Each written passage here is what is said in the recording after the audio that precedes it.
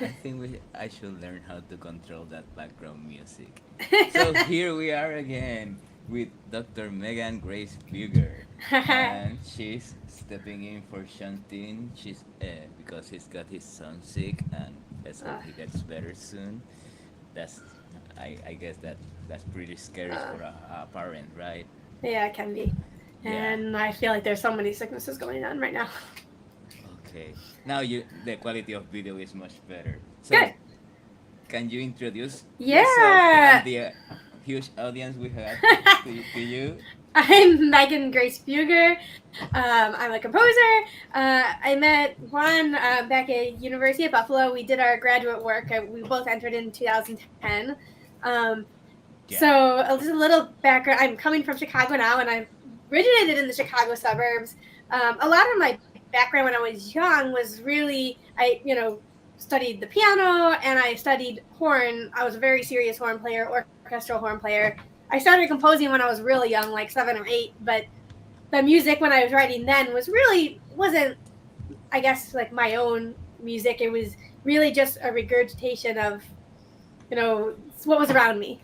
Whose music was it? I remember my first rhythm piece. It was in the whole tone scale, and Ah, I only used one of the whole tone scale. I didn't even modulate to the second whole tone scale, so it yeah. was. I don't even think Oh I my knew what the god. whole tone scale was when I started composing. Um, but yeah, so I wrote that and then I went to Northwestern and studied composition there, and I that was where I really started becoming my own voice. And there was a lot of amazing graduate students actually that took me under their wing, and also a lot of amazing faculty. And then I was lucky enough after that experience to go right to University of Buffalo to study with David Felder, um, and it was an incredible, really diverse environment. Um, and yeah, now I'm back working and teaching as a composer in the Chicago area. Um, yeah, but I think at Buffalo it was so nice as a graduate student that you could pretty much go every single day, and you go into Bird Hall and you'd find somebody and you could always get into intellectual, thought provoking conversations, whether you agreed with people or not. It was still Yeah. kind of you know We I think we got to the point where we took it for granted. oh Now, yeah. like, and one realizes after graduation, like, it was a very, very, very special time of our lives, and it's not coming back. Well, Like, I didn't realize that you don't have those kind of conversations every day. I think we Um, were very worried about composing and getting our pieces done by the deadlines, too. yeah, yeah. And I mean, I think we also had not most of us. I mean, obviously, we're multifaceted people, but at that time, really, most of our concern and time and effort all went into composing because most of us were on some kind of funding. We didn't have to work a ton of jobs outside. We really just got all I day. don't remember anybody that actually did have to, have Yeah. a part-time job or anything. From the composers, like the Yeah. performers, it was another story because if you remember the program, most of the programs, did they have a PhD or a DMA in I don't think, if they did, I don't remember in anyone who did that. performance? I knew there was a lot of master students. Okay, yeah, Um, yeah, like yeah, and yeah, the Crossfire duo. I remember TJ and stuff like yeah, that, and yeah. it was pretty nice, for Oh yeah, I sure, mean there were some for sure. great master students in performance. Even though the school is definitely, I think, known for composition and musicology and theory, because there was some amazing faculty that um, these people got to study with. Yeah, I think, and that kind of gets us into the first topic that we were originally planning to talk about, Yeah, collaboration. collaboration, Yeah, right? yeah. Like, and I think that we had pretty good collaborations over there, especially with the Crossfire duo with Uh-huh. what it was Jason Jason and Bobby. and Bobby. Yeah, Yes. like I'm gonna That was really fun. I'm gonna post in the description your piece. What was it called? Daring Doris. It's named Sorry? after. It's called Daring Doris. It's named after Darren a Doris. B-17 bomber plane. Yeah, and that's more or less what Megan's music it was about. At least in those years, it was like a bomber, like bombing just.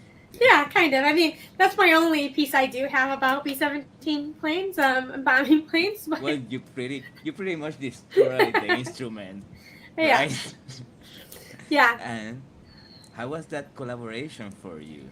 I remember, Um, like, yeah, you go. it was really good. I mean, that was so I started it in between my first and second year at University of Buffalo, and um, yeah, I had met them the first year and had seen them play. And I actually started the piece when I was in Sloth Solitude, and the area of Germany. Can you explain to us what? Yeah, so Sloth That's Solitude, the Schloss summer Solitude. program um, Yeah. uh, that doesn't exist anymore, but Mm-hmm. it did and with Kaya Zernowin and Takasugi's program, and they would invite guests, ensembles and other guest factors too, and it was held in like kind of a suburb actually in like a castle in like a suburb area off of Stuttgart. Um, Schloss Solitude. Let me see. yeah, Do you see it there I on don't screen? know. On screen? No. Oh yeah, I do. I'm Yeah. just Is fine. that how it's Yes, I think that pronounced? is how Okay. is It's spelled. and it means Okay. like classical solitude. It is. I think they do have like artist residencies during the year, but the program that I went to, which was Mm-hmm. and they don't do that program anymore. Mm-hmm. Um, but yeah, so I was there, um, and so my grandmother had a brother that was a World War II pilot who passed away in World War II, and she, for whatever reason, I never got to kiss him at him, but she always thought that me in particular, like I reminded her of him, and she was really very close to this brother. Um, and when she found out I was going, I was like going right into the area where he was trained, which was very true. And she's like, "Oh well, why don't you go see if you can like research more about it?" And it turns out with the internet these days, being in a place doesn't always actually have an advantage for the research, but it did kind of make me more interested and curious, and I learned a lot about planes and how they were built to be like so rigid and tough than anything before. But because they just put them on more and more dangerous missions, they still think the most dangerous job of war was to fly these bomber planes. So I really was inspired by this idea of something like really strong, still like breaking apart. Um, Mm-hmm. so that was the original inspiration. And then at the time, Bobby and Jason, they were finishing up their master's degrees, and as a percussionist, they're always toting instruments, and if you're not as part of a university, you don't have necessarily access to their big collection all the time. And they were talking about traveling, and I actually thought, like, I'm going to write them something that's really practical. It's going to be not very many instruments. I'm going to really and something that they can travel, just throw in the back of the car, and like go to different cities and play.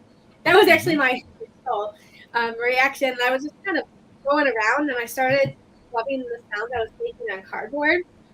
Mm-hmm. With the cardboard, based on the thickness and the construction of the cardboard, the sounds can be extremely, extremely different. And at the time, I would like to very hyper anally control the sound. Um, so from whatever reason, I thought of a cardboard tricycle board because they were available at most like CVS and Walgreens, and they were fairly inexpensive.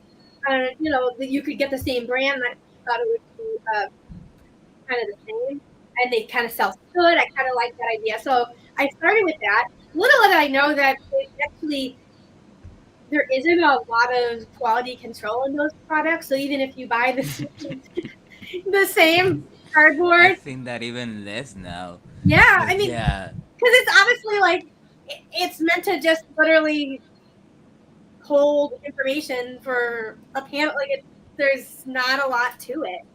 Um, so like in terms of its construction, they reacted extremely differently, which was jokes on me. But so then I began to actually collaborate and like write things for it with Bobby and Jason. And when I was writing things, I was like literally trying to find sounds I liked, and I would find it one time, and then go out and write a big section with that kind of sound. And then I'd bring this big section to Bobby and Jason, and then I discovered when they did this in a big section, the board actually got destroyed a little bit. Like it would get sometimes curry, sometimes fair, sometimes bent, and to various degrees, which was not the original intention, or wasn't necessarily. It wasn't the original intention. But I was kind of at a point. I really liked a lot of the material I was generating that I either had to embrace what was happening in our collaboration or just crash the piece. And I went with the latter. And yeah, it ends up being kind of fun to interact with them because they kind of owned it in themselves, and they kind of discovered the instrument kind of breaks. It breaks in very, very different ways. They performed it a bunch of times now, and sometimes it's like before it goes into little tiny threads, and there's almost no instrument to perform on, and they just have to find whatever to do the gestures. And sometimes the instrument stays pretty intact. And they just kind of learn to kind of adapt to all those situations. Yeah, so like really it became something entirely different because of that It's a collaboration. violent piece. I think that it's a violent piece, and we can show it. Let me show it a bit of it, Yeah. so people know what we are talking about. Give me a second here. Share screen. Share screen. Window screen. Yeah, this one. Yeah. Despite what a lot of people I think, think. it's actually Yeah. acoustic. Do you see it? Do Yeah. you see it Yeah, yeah. now on screen? Yeah. It's like I remember this piece. It's pretty violent. It's like it shows a side of Megan that is kind of like passive aggressive. I mean, I think a lot The of the interesting music I wrote as a thing. student was like that because I wanted to really explore all these different things and explore movement and build my own instruments and a lot of things that weren't always considered like stereotypically academic. And I think I tried to combat that by trying to make my Then it so serious. it's getting there really aggressive. I would Yeah. say. I'll put it. I put the link in the Yeah, description yeah. just so people. Oh, my bad. Just so people know where they can see it and hear it. And how did the Crossfire duo? This is Crossfire percussion duo. That's Yeah. Jason and Bobby. We both work with them. For June in Buffalo. What's your piece for June in Buffalo? My piece No, I don't think. not for it was for their master's recitals actually original. It was never Okay. played at Juno Buffalo. Oh, okay. It was, but they played it at a lot of they played at their master's recital, and then a lot of little shows around town. And then it was Okay. played. It was played in New York City too once. How Or did how was it? Like how did they take it? Like what was their initial reaction to when you oh, tried to explain to them the concept of the ring they're voice? such enthusiastic musicians and performers, and they kind of always have a can-do attitude. And there were problems in the piece, like for example, it was hard for them. Some of the gestures, they're all written out, and they're written in a way that I'm actually wearing down the body, and I'm having repetitions in a way that's really physically excruciating, so that if you repeat it enough, eventually, because you're getting tired, the repetitions start to not sound Mm-hmm. like repetitions. They sound very indeterminate and colorful, and I was really interested in that. And because they were so hard, it was actually hard. A lot of these gestures they needed to like hold up the cardboard particle board, and it was really hard to do with having have some stabilize the instrument. And so they actually had like created like they had a brake drums, and they attached to just to use as weight, which they Uh, attached fishing line to the back of the piece, so you couldn't actually see the weights, um, so that it actually stabilized them. So like little things like that, they worked with me so finding. they gave you some advice on the instrument itself, Oh right? sure, and I think especially percussionists are great at that because a lot of percussion is about discovery because anything can be percussion, really. Yes, yes. And you see this. I saw it like in Sick Puppy, for example, the Hmm. percussion pieces of many composers there. Like Oh yeah, they I've been will to that use show, that anything. program too. Yeah, for me it was new when I got there. Like, and I remember you telling me like, every composer, every new music composer, particularly, has to go through that. It's like it was like initiation, a Hmm. rite of passage in a way or so.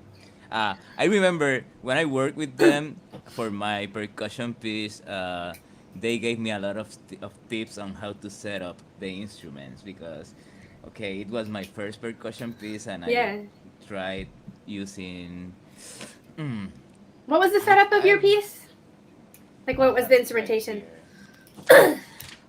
Well, if you can see it there, it's Okay, so not a huge setup for as far as percussion goes, but enough things. yeah, enough Yeah. things, but it's how to make it practical. It was the way, Yeah. I will say, and still it was kind of a handful for me. Have to keep in mind the thing is that both will go to the shines. In the end, and play it. It was very theatrical too, in a way. Yeah. We were talking about how, well, we talked about a bit about like how in a way we both kind of focus on musical gesture, right? Uh-huh. Oh Or yeah. on the theatricality of music in a way. So um, yeah, when I was thinking about the piece, I was always thinking about how they were gonna play it, how they were in the end gonna come together to the same instrument, to the chimes, and both play on the chimes, so it will end up with this big boom, this big resonance. But in this piece, in your piece, they are always together. So it's like it's a slow process. It's like you through a rock and then it will go along like it would be like a snowball process. I Hmm. would call your piece like that because it's at least this one and there seems to be no public for this one. This was a private recording, I'm guessing. Hmm. Yeah, that was a uh, private recording. That wasn't a live performance. okay, so it's kind of like the process is the music. I see, especially on this one, the Yeah. process is laid bare, and I like that. I like to see that, like going through, like developing the development of the piece, seeing it right through my eyes, and you on this piece is very effective. But if it wasn't for them and for their guidance, and also Tom Color gave me a lot of Oh advice yeah. on this setup because I was kind of a bit lost on how to So put them, how to did you implement write the piece them. first and then make the setup, or have the setup first? It was kind of like it was a back and forth, and as you see, it's not really that much, Yeah. that many instruments, but still, it was first time for me, and well, that's the importance of having these people, of being a composer and having people tell you feedback like right away. I would say because if it wasn't for them, then it wouldn't be practical. It wouldn't have Yeah. end up, or you will have to go back and change a lot of stuff, right? Yeah. I would Did say they read like parts of your score while you were writing it?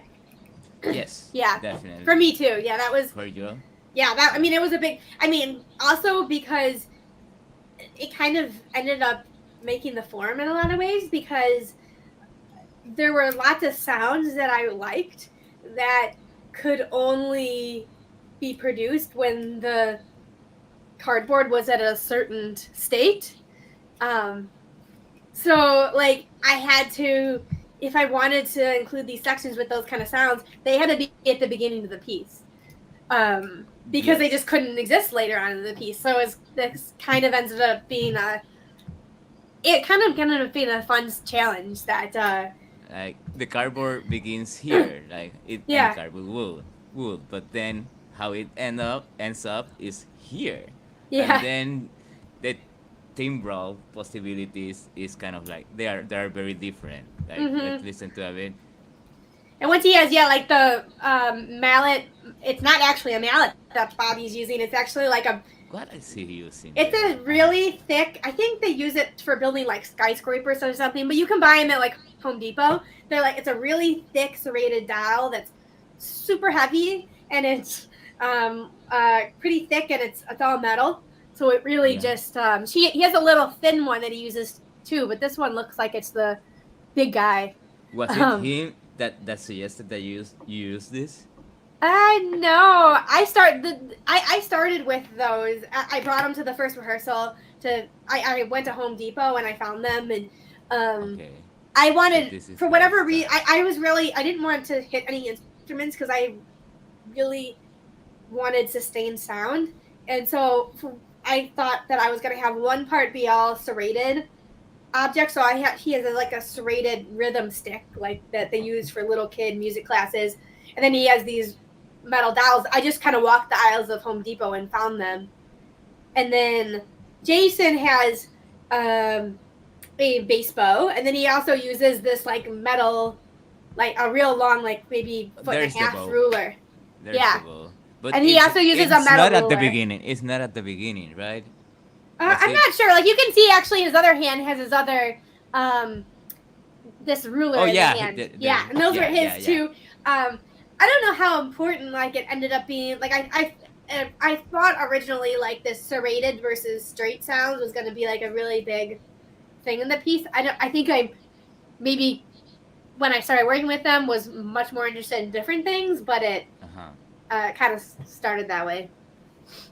So, yeah, what other things do you think that collaborating with them? I kind of like I will have if I will have done another piece with them for real, like Hmm. knowing them and stuff like I that. have done it. I've But done two pieces with them actually. yeah, Yeah. do you have the other one recorded or The no? yeah, I have it. I thought my YouTube.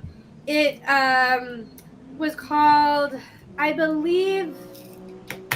Oh, it was part of my dissertation series called BOA. Um, and it was a series of three pieces, all different instrumentation, and one of them is for them. Um, and that one they both play on sheets of metal that Mm-hmm. are they're instead of hanging and moving around like we normally see, like it's propped at the bottom and it's like so it's still and static, and um, they're kind of set a certain number.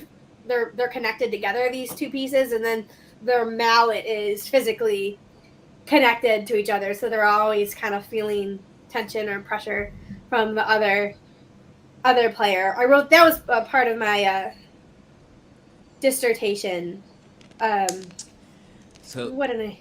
and how was it compared to the first time? Did they have the same input as in the first one? Because like my piece wouldn't have definitely it wouldn't have been the same if it would be from Um. them. Like they um, suggested mallets for certain Mhm. parts. I don't know if I think that you mentioned the part with the vibes Mhm.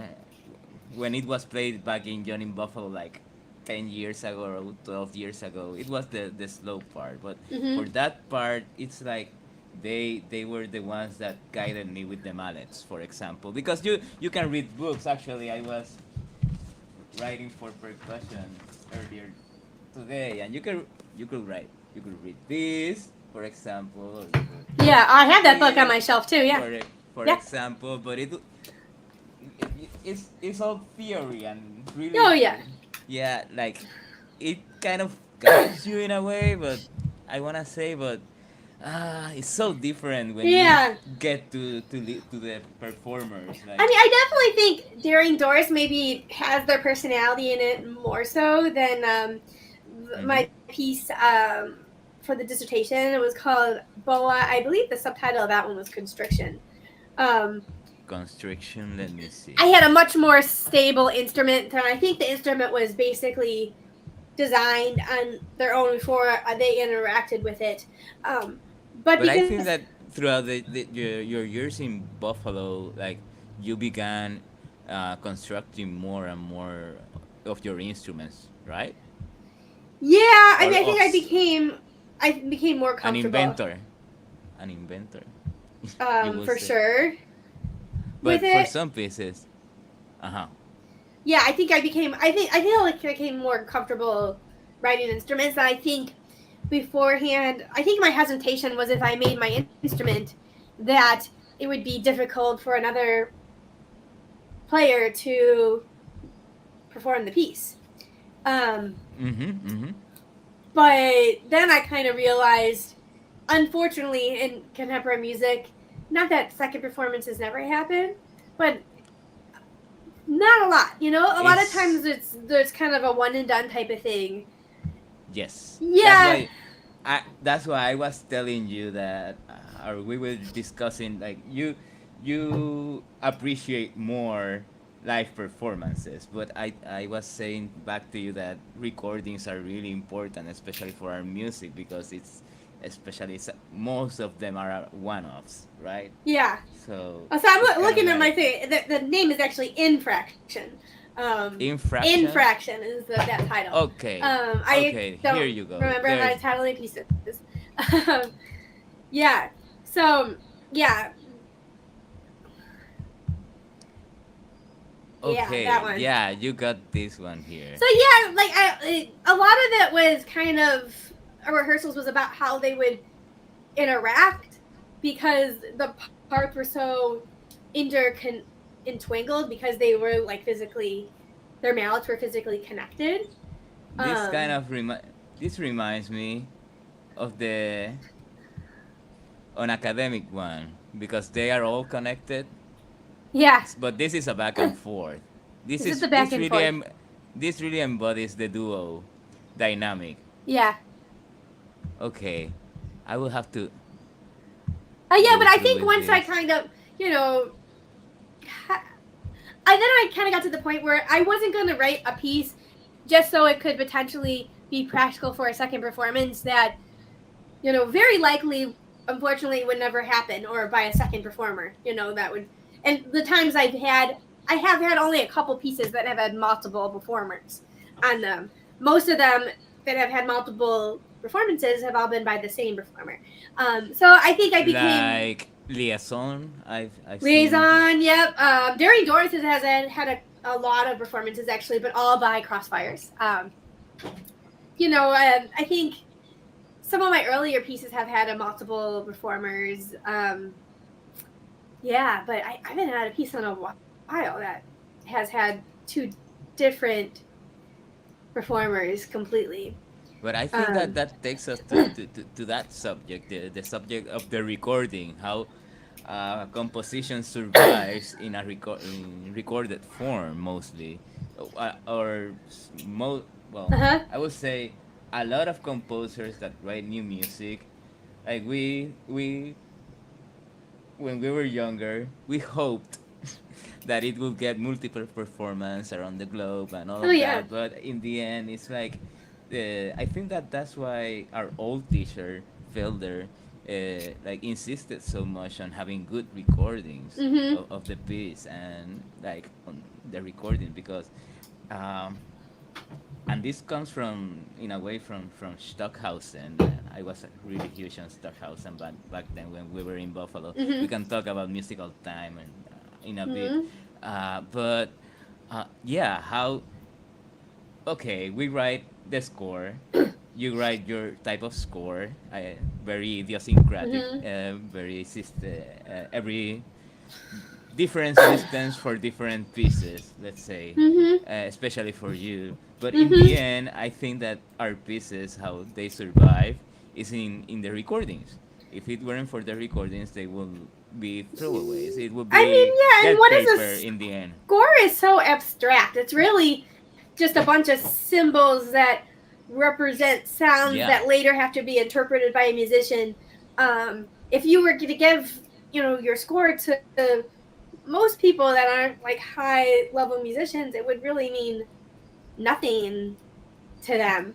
I think Yes. that makes a composition and music so complicated that there's these layers, at least for the most part. I mean, I've had some, because I've had some pretty unorthodox projects. I've had some where the score plays not a big role, like Liaison, for example.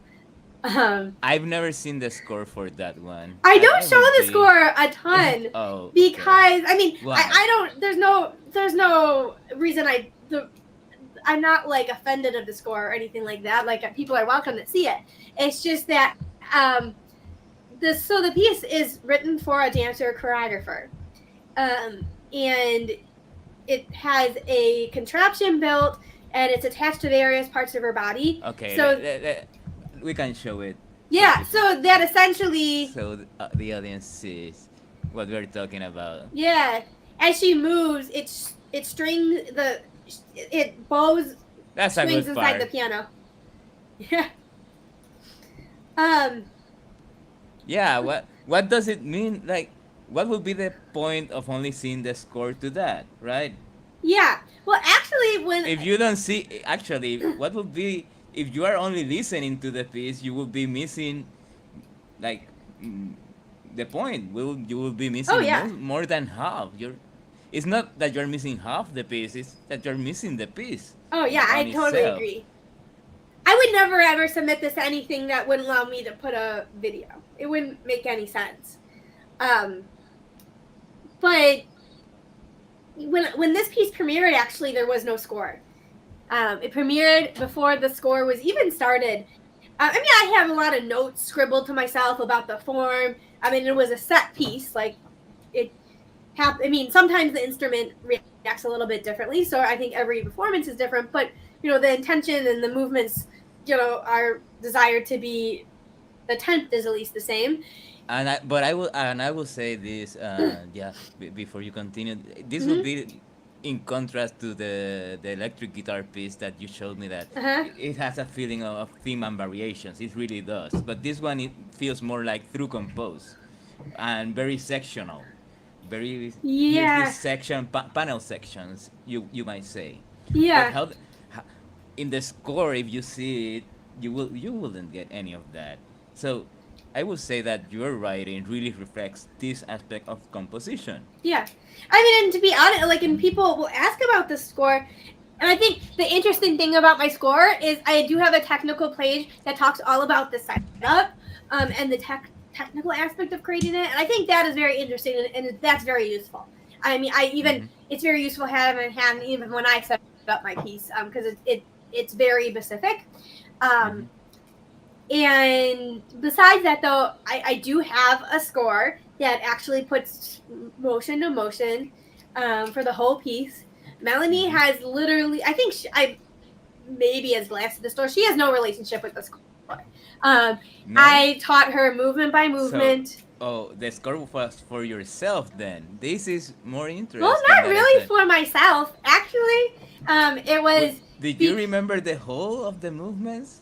All of so we it's a recorded everything. 15 Every minutes. little interaction that we had, Okay, we okay.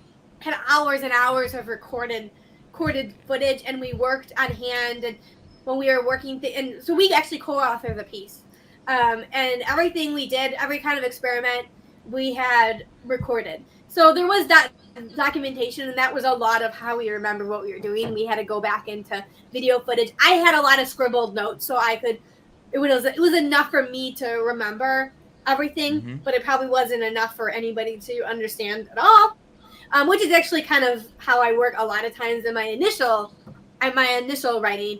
But then I Mm-hmm. make a score, usually much earlier on. This was actually after the premiere, and I spent 2 years of my PhD program working on pretty much On, only this piece. I Um, remember it was a very, but yeah. I will say that this is one of your most memorable ones, and it's not Oh, in score. It's in written.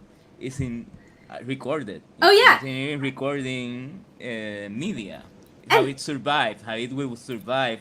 Like after you are gone. How uh-huh. would you explain it? Like if yeah, 100 years from now. Let's imagine. Like how without the recording, how would somebody play it? Yeah, I mean, I also think that there's a lot of complexities, and the score really exists so that we had it as PhD students, we had to turn in portfolios of our work, and if I had Yeah. nothing to physically put in that portfolio, this 2-year project didn't count towards, like, it would have looked like I was Hey, just lazy not here's doing a anything. DVD. Here's a Yeah, DVD. Watch I mean, it. maybe they have gotten to different formats, but at the time you had to put paper in a folder, so Yeah. that's probably why the score honestly really does occur. Mhm. But I Mhm. think a lot of it is also the way that dancers and choreographers learn versus musicians. That That's very yeah. That's a yeah, good point. dancers. I mean, there is Going dance back to notation. collaboration, to the There is dance collaboration. notation, but it's not widely used from my experience with the dancers and choreographers I've worked with, because it is really time intensive, much like music notation is, and they've kind of found kind of video, and also there's a lot more bigger effort of like choreographers traveling and actually teaching dances to dancers, Would- by hand. So would you And say that the they memorize the choreographers? score. That's typical. Yeah. So would you say that? That's what I was gonna ask. Yeah. Would you say that dancers and choreographers learn more by ear, or by memory? Yeah, I mean they have incredible. Like I live like even I one time for my dissertation I worked with a student dancer, and I remember the first time we worked, I had a bunch of material written for her, and we went over it, and then the next time she's like, oh, I'm sorry, I haven't 100% memorized it yet, which was shocking to me because I couldn't would never. It was a very early stage. I was still editing, and I was probably going to change a lot of things. A musician would never even consider memorizing anything that was in that kind of Yes, stage. yes, and yeah, that gets me back to a piece I was watching earlier today, curiously, by Peter Eötvös.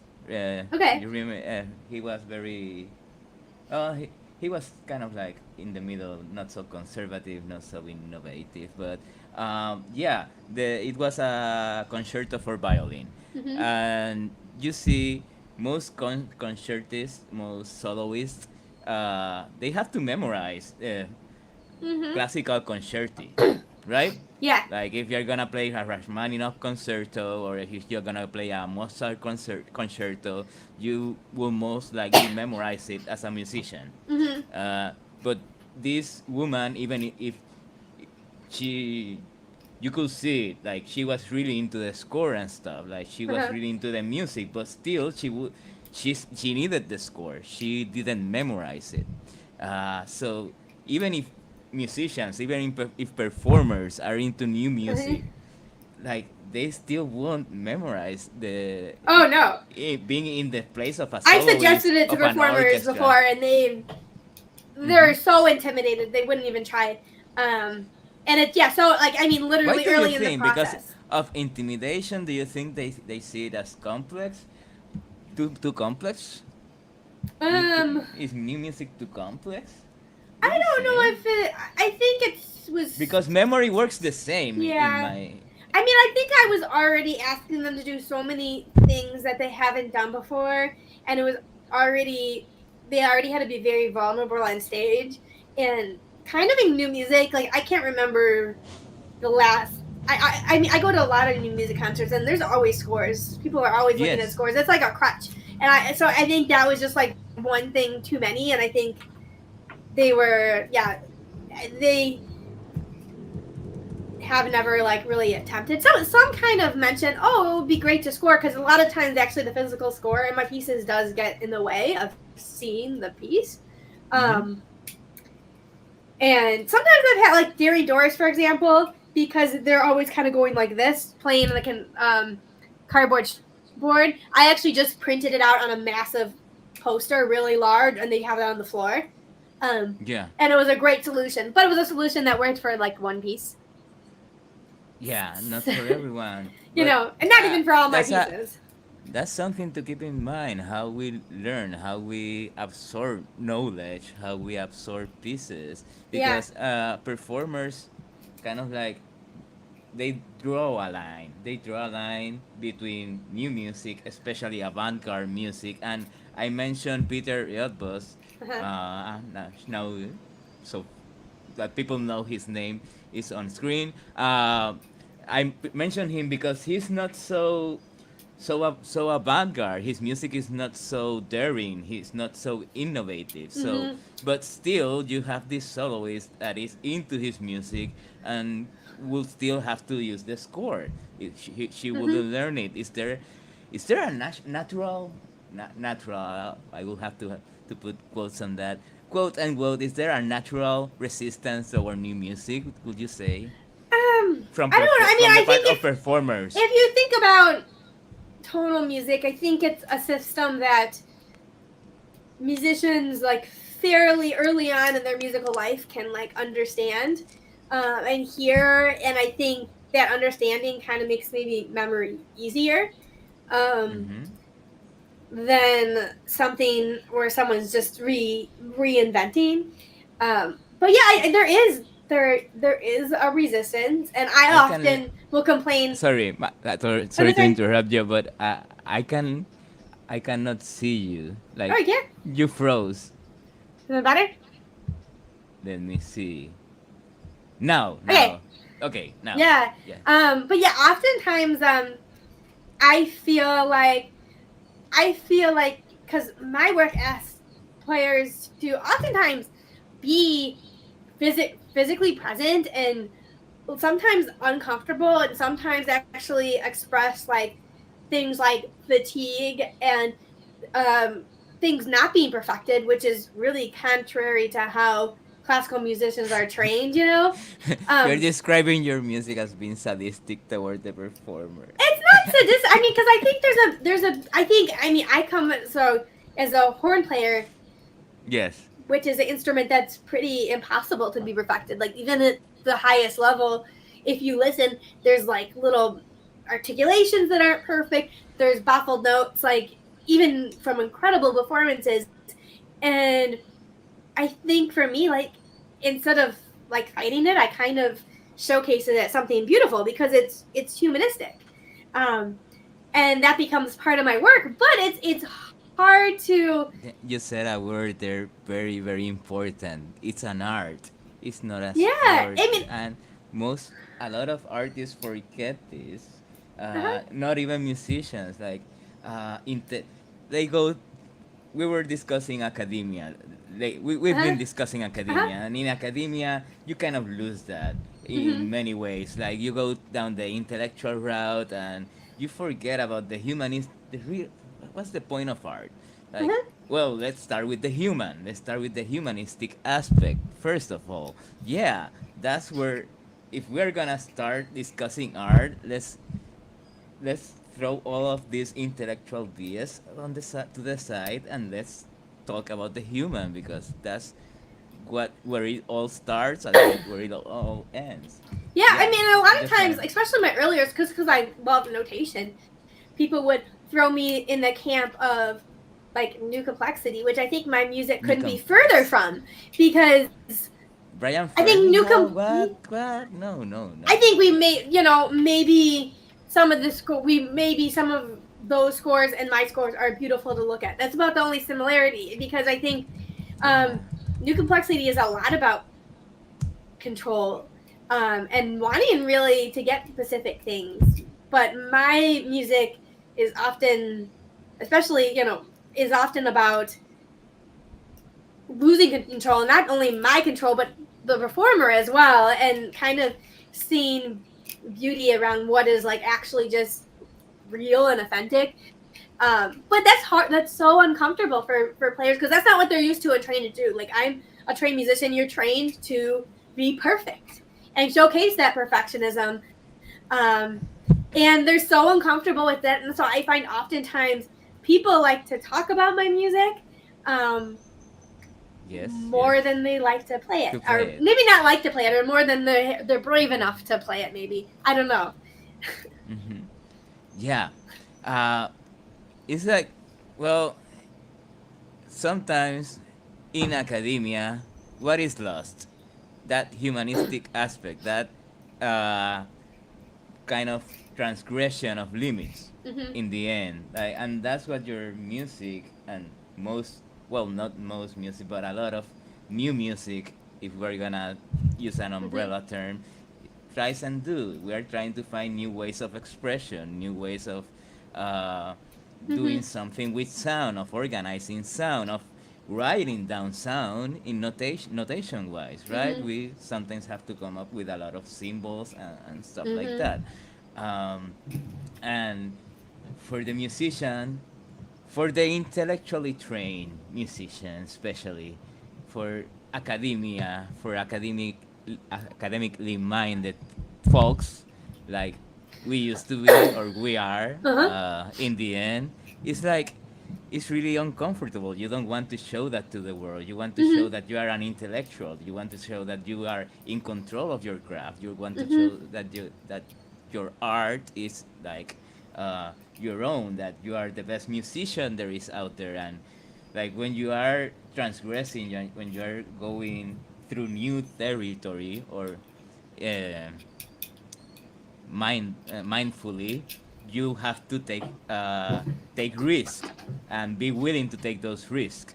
And the intellectual and the academic, the theorist, in a way, is unwilling to do that. Hmm. So that's kind of like why the artist and the academic, uh, we as composers in a PhD program, is kind of a contradiction. It's an oxymoron in Hmm. many ways, I will say. Uh, but that's something we have to live with. And yeah, where we have to Yeah. live with I it mean, I think in too. Buffalo, um, David Felder really embraced the history of Buffalo, like in the 70s and 80s, where there was a lot of funding to have people come in just to like experiment and research and not necessarily teach or perform all the time. And he kind of embraced that, and so I think we were able to do a lot of like projects. Like I was able to spend 2 years on liaison because I was researching and building instruments and figuring out how to collaborate with a artist that doesn't have a musical background, has a dance background, and how to have to write choreography when I have no experience in choreography. So it was, it was a whole different territory, and I think other programs, not all programs, but there's a lot of programs that really go down to like wanting you to have know the technique to write something in a classical style and a like a 12 tone style and a Stravinsky and all these different styles and master Mm-hmm. the technique. And I think he was more about having people kind of discover something new and discover themselves, and giving And people the time and resources to do that. Um, I never had yeah. to learn or study techniques in graduate school anyway that I didn't, beyond like basic like orchestration and musicology and stuff like that. I didn't have to spend a long time writing a piece in the style of Mozart because that wasn't something that was applicable to what I was doing. So yeah. Or like for some schools, it will be you mentioned new complexity, right? Like Hmm. some schools probably will only take Yeah. you if you wrote in that style in England and probably in the US. You know more about schools in the US, but there's a friction there. There's a contradiction. Where I'm at right now, where I teach right now, the College of General Studies and the University of Puerto Rico is like. Uh, it's really strange because I'm surrounded by all of these intellectuals and these academics, and they kind of don't get what artists are trying to do. I spent like 2 years writing the song I told you about, but that was my own investigation of the voice, Hmm. right? That's what I was doing, investigating the voice. But how do you explain that to somebody that is not an artist, that is not a composer, they won't see it that way. They just want to see the paper. They want to see the essay, the Yeah. article in the magazine. That's what matters to the Oh academic yeah. and stuff I like mean, in that. Buffalo, And it's like, for us, uh when I was working on Liaison, whatever. I think I spent a summer and a term just building the instrument to make sound. And it was, and at the end of that, it wasn't even sound that was like sound I was willing to use. It was just a start of being able to produce sound in by the dancer, and then we had to kind of fiddle with that and keep editing the instrument. Um, and a lot of my lessons were like bringing in different videos and stuff. I think we went down and actually look at the materials I did. I mean, I spent 2 years and I had very little music written on paper. I had lots of video documentation that we looked through that and stuff. So that was probably a very unorthodox way of We can say teaching that and learning that composition. we investigate, we do research, but Mm-hmm. to show to call it research in the same way as, let's say, a musicologist or uh, the literati, a philosopher does research, it's kind of like a misnomer. It's misleading. It's really hard to explain. It's really for the for academia to understand what we do, and sometimes that we have to go through these periods where not absolutely nothing happens. It's like Yeah. in academia, they see it like a straight line. The research is a straight line. Sometimes we have to go in circles, forward, back, forward. Sometimes it doesn't work. It's more like an experiment. It's more like trying to discover a law of nature or something. But for Mm-hmm. each work, it's like a new law of nature, in a way. I would say, at least that's how I see it. Yeah. But I mean, I think other academics, like, they do, like, a musicologist will do research, and what they'll end up is a paper that they can Yeah, put in a folder or they can give at a conference. And an object that you can show. yeah. And like when I present Liaison, it doesn't really showcase the 2 years of like research. I mean, it does in a way, but not so directly. But years of research behind it. I mean, I definitely could imagine like I could definitely make a big paper about how I built the instrument, how I collaborated with other artists, what I learned from working and Yeah. sharing authorship with a dancer choreographer, and also interacting with a lot of these tech people. I mean, I definitely put enough time. I definitely did the same research component, But if not more. would then you yeah, I think that we have entered the domain of like what artists are trying to do, what composers like, Yes. or rather spend their time doing. Like, would you rather spend your time writing that paper, trying to show No, people, but oh, all going I'm to saying the is next piece? I have the research that I theoretically could, and if I did, I don't think my research would be any different than what a music psychologist or a musicologist or theorist would present. Um, it's just that they did all this level of research and they write a paper for a folder, and I did all this level of Of research course. and wrote a piece for it. So it's just a little Okay. bit different in that way. But yeah, I mean, I don't think it's we research less. It's just that No, I didn't say that. no, I No, mean, it's just that we have a different format, and their that's what format I'm trying to also say. resembles like somebody who is studying biology or science or a mathematician. They might also write a paper that puts in a folder, so it matches that, and ours doesn't typically match that output. It's really weird to explain to other people unless you have, like you said, written paper, very articulate, very pretty, Uh-huh. and you publish it in a magazine. But And then there are again, certainly you people who could, do. yeah, There are but I think Colin Tucker, one of our colleagues, I think he does a lot of a lot of Mm-hmm. writing about music and writing about his music and presenting like at musicology forums. And I mean, I understand like why he'd be interested in that. And But then you well, then you can fall on a trap, and that trap is on becoming something else that is not, yeah, completely a composer, and focusing on the music, focusing on yeah, perfecting your craft, and focusing more on perfecting the art of words, but kind in of the end, becoming a is it that subject. important? Like, I mean, being a composer is just a terminology. I mean, I think especially because when I do pieces like Liaison, I definitely have gotten a lot of people be like, "Oh, is it music? Is it dance? Are you a composer?" Like, and at the end of the day, I mean, I think really those are probably the least interesting questions you can Yeah, ask definitely. about the piece You because are it's like, trying to. Okay, what's the yeah. difference? It's either like, just enjoy the art, and that's just the linguistics around it. And like, and if somebody says, "Oh wow, you're not really a composer because you're interested in physical movement too," like that's not really offensive to me because I don't really feel like.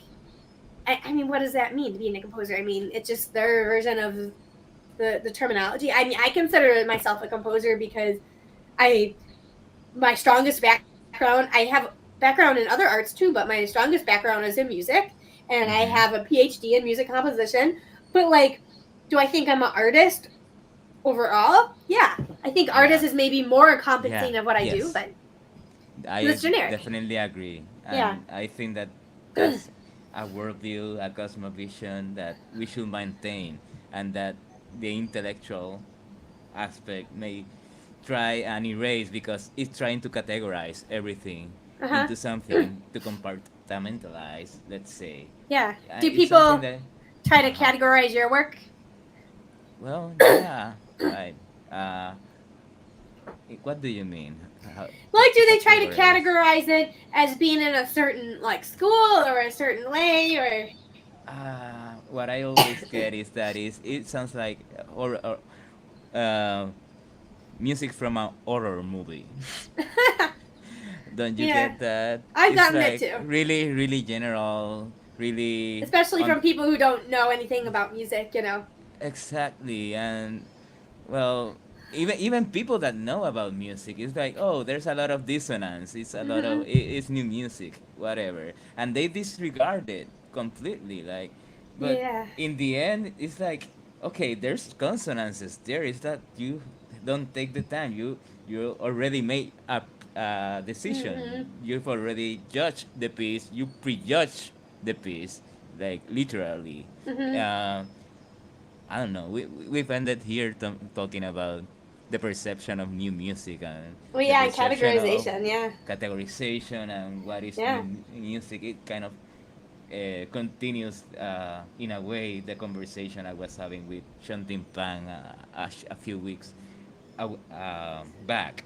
Uh huh. Uh, so, yeah, it's kind of like people, not people, but even musicians, conservatory trained musicians, they are supposed to have these trained ears and all of that, and this sense of form, and but they disregarded. Oh, it's kind of like it's music that was that's been done in the 50s, 60s, 70s already, and it's there's no point in doing that. Real music is melodic. It uses Mhm. harmonies and all of this, and it's kind of like missing the point of what the composer, the artist, more the artist that you mentioned is trying to do. Where it's like we're trying to find a means of expression that haven't been expressed before, Yeah, and and I mean, if they want to do those means, like, I mean, people have been writing tonal music since at least the 1600s, and it's debatable whether before. I mean, I would say why do that you? before even, yeah. Yeah, before. I mean, before kind of is more modalish, but yeah, there's definitely strains I of know. yeah, um, Diatonic, I will yeah, say. yeah. I mean, Uh, I don't know. It's just like there, it's been done, and there's been lots of great then music over time with that yeah, vein. definitely. But But then what will we have to share with humanity from ourselves? yeah, What will be our apportation? yeah. Like it would be it would be very sterile. I will say, Yeah. unfertile. And what would be the point? Like you were saying, like we could do music for movies, right? Uh huh. But what would be the point in doing that when we could use the time to explore a new means of expression, a new Uh huh. language? That's a drive for Yeah. people What? like And I you. think writing Uh-huh. music is hard in any style, any kind. Even writing Yeah. bad music and non-innovative music. I mean, it's not maybe as it, but there's Don't a get lot me of wrong. hard. I'm not putting down No, any I type mean of composer, composition but is hard, and in my opinion, like I don't know. I think I can work. I work hard when I'm motivated to do something, but I don't like just yes, tedious work. That's not something yes, that's interesting to me.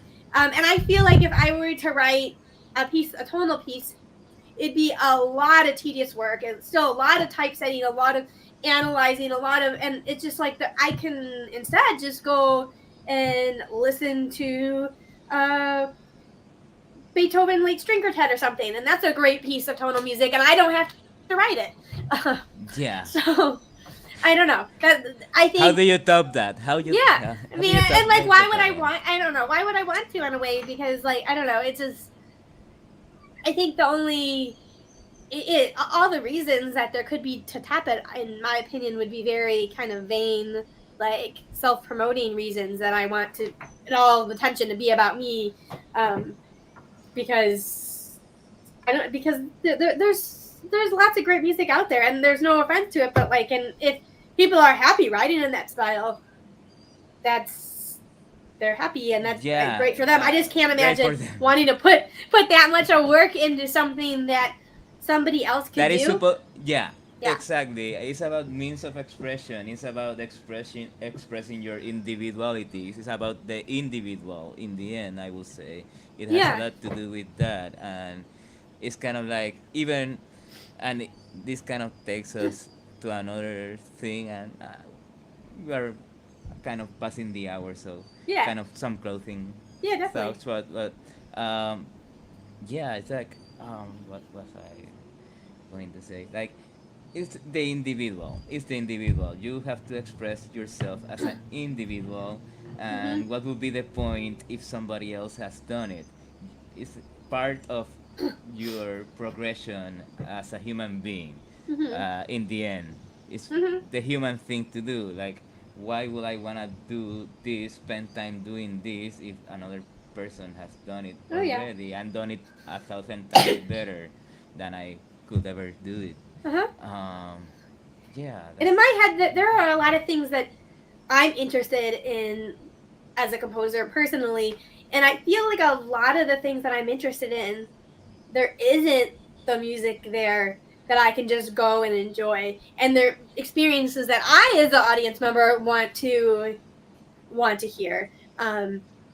And so if I want to hear it, if it doesn't exist, I have to actually go out and write it. And that doesn't mean like I'm writing for a generic audience, but I'm writing for myself as an audience.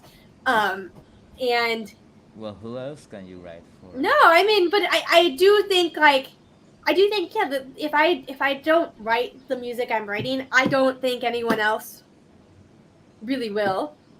Um, and then I just don't get to experience things that I find really fascinating and interesting and engaging.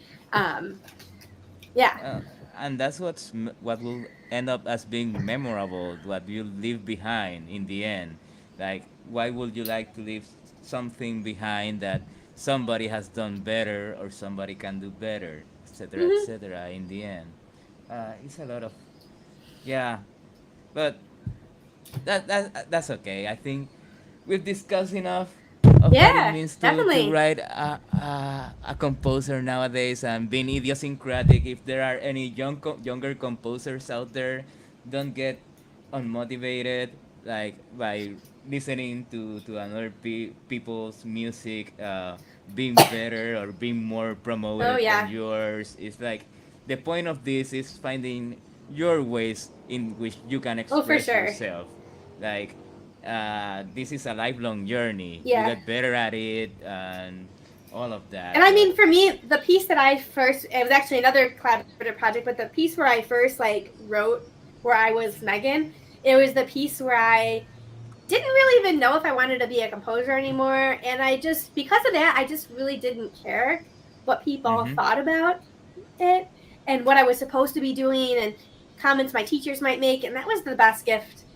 That was the best gift because once I didn't care what I was supposed to be doing, I started doing I started being Yours, myself, your yeah, own, and yeah. being authentic about it.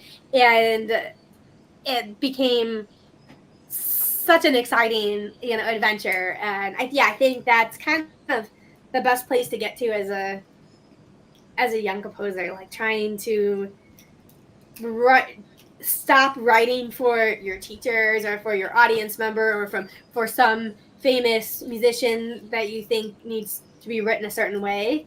Um, Yeah, and it's not that we're over yeah, that. We've no, been under that boot many times. That's what we are. no, That but I would say that that people that young composers should try and get to that point as early as possible, oh because yeah, that's where it gets really exciting. That's where and that's also when I think you start to gravitate towards the right people for your music and the right kinds of teachers, and not just that's very important. Yes, because you're presenting yourself as genuine, and people who are interested in that are going to like come forward and admit you to programs, and play your music, etc. And it's not going to be like super superficial. So or generic, yeah, or yeah. I will end with this because yeah, yeah, it is. It's better to be a bad you than a good someone else. yeah, definitely. I will say that. And I think that that's a good place that we could leave Yeah, this conversation. It's been a pleasure, Megan, thank as y'all. always. Well, I think that we should see each other, or Yeah, see if we can meet with Chunting Pang. Let's see what yeah, it'd be great to happens in have the all three next. of us too. Yes, and discuss Yeah, music because that's what we like to talk about. Us, yeah, and it'd be and cool. we I hope think we to. all three have very different, diverse music, and so I think it would be really great. And we are very eclectic people amongst each other Yeah. and in our own works. But Yes. that will be all for today. Thank Yeah. you, Megan. All Be right. safe. Bye. Bye.